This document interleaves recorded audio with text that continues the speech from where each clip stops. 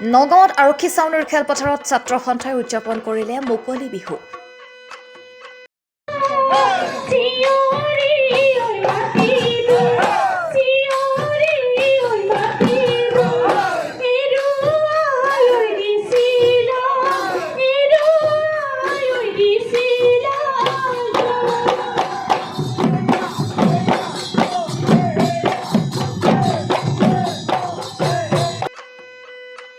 হুঁচৰি লোকবাদ্য জেং বিহুৰ বৰ্ণিল সমাহাৰে মুখৰিত কৰি তুলিলে নগাঁও চহৰ।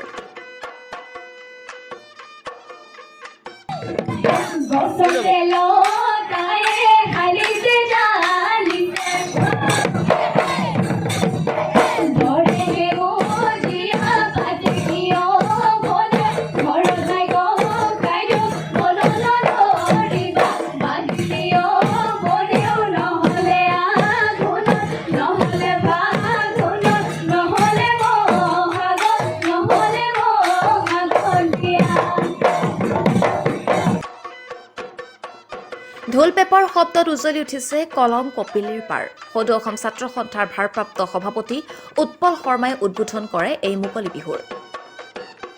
সহস্ৰাধিক লোকৰ উপস্থিতিত উখল মাখল এতিয়া বিহুতলী। আমি সদৌ নগাঁও জিলা ছাত্ৰ সন্থাই আমাৰ বাপৰি সাহোন বিহুটিক আমি আগৰ যি পৰম্পৰা সেই পৰম্পৰাটো নতুন প্ৰজন্মক লগত আগবঢ়াই নিবৰ কাৰণে আমি এই মুকলি বিহুখন আয়োজন কৰিছোঁ। আৰু আমি এই মুকলি বিহুত বা সদৌ নগাঁও জিলাবাসী ৰাইজক বিহু উলগ জনাইছোঁ। নতুন বৰ্ষটো সকলোৱে মংগল হওক তাই ভগৱানৰ ওচৰত প্ৰাৰ্থনা কৰিছোঁ।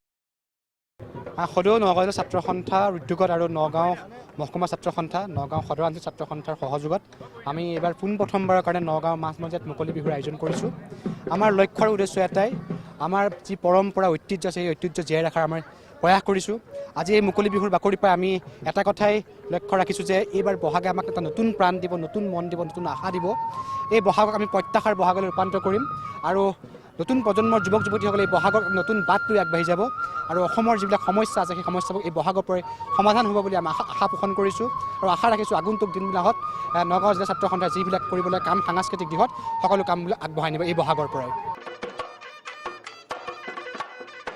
নগাঁৱৰ পৰা সীমাঘু কাকতিৰ ৰিপৰ্ট, নতুন সংবাদ।